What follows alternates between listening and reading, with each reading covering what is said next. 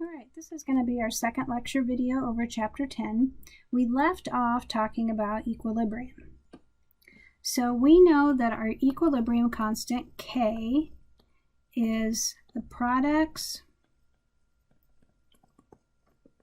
over the reactants. All right, so what that means is that if we have a large K, then that means in order to get a large K, I have to have a lot of products and not very many reactants.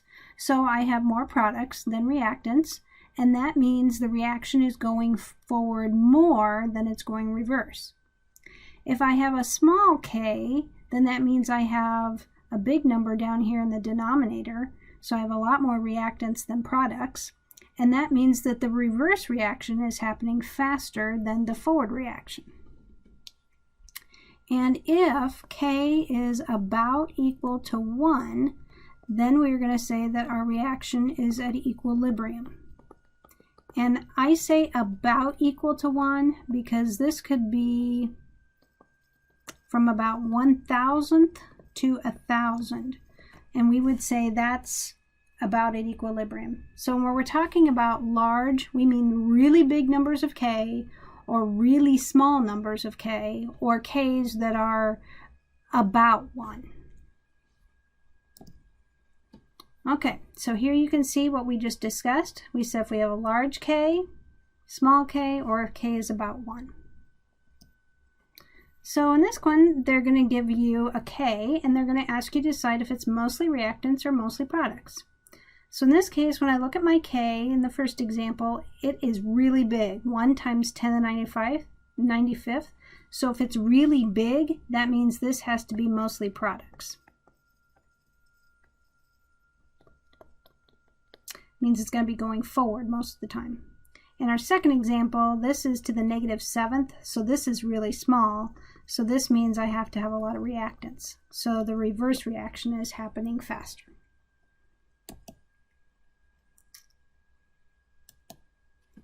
All right, and we looked at how to calculate equilibrium, but now we're going to do it again.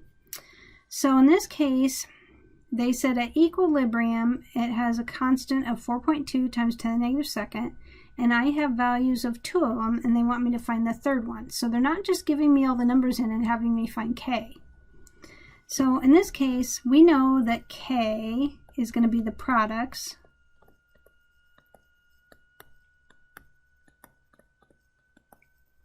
over the reactants. And if I rearrange my equation, then I get PCl3 times Cl2 divided by K is going to be my PCl5. And then I'm going to plug in the pieces that I have. So I know K and I know 2 of my concentrations. So then I can find the missing concentration. So this is a way that I can use my equilibrium constant in order to find the concentration of one of my substances. And since I had 2 significant figures and 2 significant figures, I would have 2 in my answer. Okay, now we're going to shift and we're going to start talking about Le Chatelier. And Le Chatelier says any time that I have a system at equilibrium and I put a stress on it, that it's going to cause the equilibrium to shift. And those stresses could be a change in concentration, a change in volume, a change in temperature, or it could be the addition of a catalyst. So we're going to look at each one of those separately. All right, so in this case, I have a reaction, and it says that if I add H2 or I2, or I remove HI, it causes the rate of the forward reaction to increase or shift right. So let's look at this. So if I'm going to add these 2 things, my reaction says, oh no, I have too much of this stuff. So in order to get rid of it, I have to shift forward because I use these things up and I form my products when I go forward. So if I have too much of this stuff, it's going to shift to the right.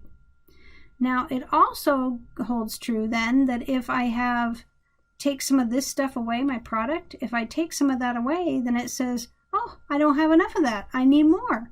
So if I want more of the HI, I'm going to also have to shift right. Now, if I would take away H2 or I2, it says, oh no, I need more of that. I don't have enough. So if I need more of that, it's going to have to shift to the left in order to make more of that. Likewise, if I would dump in more of my HI, it would say, oh no, I have too much of that. I need to get rid of it. So it constantly wants to undo whatever is done to it. So whatever stress you're adding, it wants to undo it. So if you add it, it wants to get rid of it. If you take some away, it's going to want you to make more. So it always is trying to undo whatever it is that you did to it. Okay, if we add a catalyst, nothing happens. The forward reaction goes faster, the reverse reaction goes faster, but the equilibrium constant remains the same. Okay, so here's going to be an example. So H2S is added. So if I dump in more of my H2S, it says, oh no, I have too much. So if I have too much, it has to get rid of it. In order to get rid of it, it's going to have to shift to the left.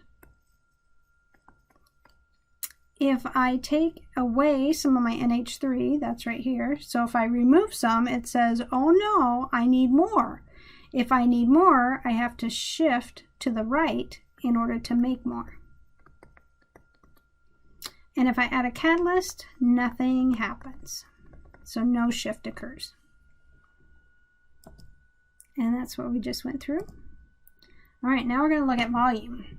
So if I decrease the volume, I first have to look at how many moles I have on each side of the reaction.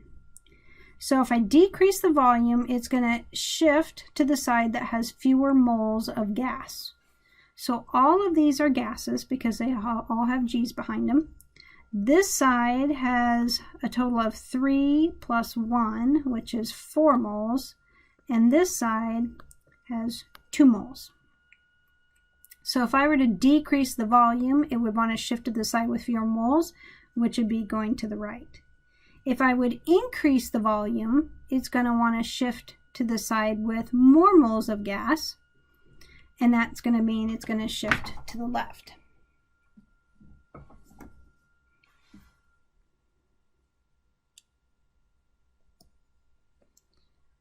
Okay, now we're going to look at temperature changes. Oh, and I probably should also say here on this volume that a lot of times they're telling you in terms of pressure. So they might not say decrease the volume. They may say I'm going to increase the pressure, because we know pressure and volume are inversely proportional. So if I increase the volume, that's the same as increasing the pressure, that's the same as decreasing the volume. Here, instead of saying increasing the volume, they might say this is decreasing the pressure. So this works if they're talking about volume or pressure. Just remember that pressure and volume are opposites, meaning inversely proportional. All right, lastly, we'll look at temperature changes.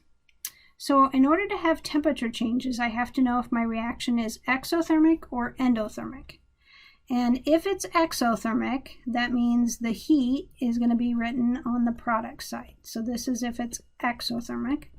If it's endothermic, then that means the heat value would be written on this side. So that's if it's endothermic. All right, so if I decrease the temperature, it says, oh no, I'm too cold, I need more heat. So I would have to shift to the side that has more heat. So I would have to know if it's exo or endo. Now, in the case of it being an endothermic reaction, that means we're looking at heat being on this side. So if I decrease the temperature, I'm going to want to shift to the left to the place where it makes more heat. If I were to increase the temperature, it says, oh no, way too hot. I need to get away from the heat and shift to the other side. All right, and this chart kind of sums up all of that stuff that we just talked about in a nice little chart that you could look at.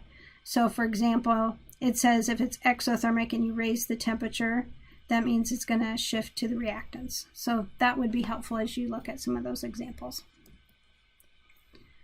All right, so in this case, it says indicate if a change on the reaction at equilibrium shifts toward the products or the reactants or doesn't change. And it's given me that the heat is on the reactant side, which means this is endothermic. All right.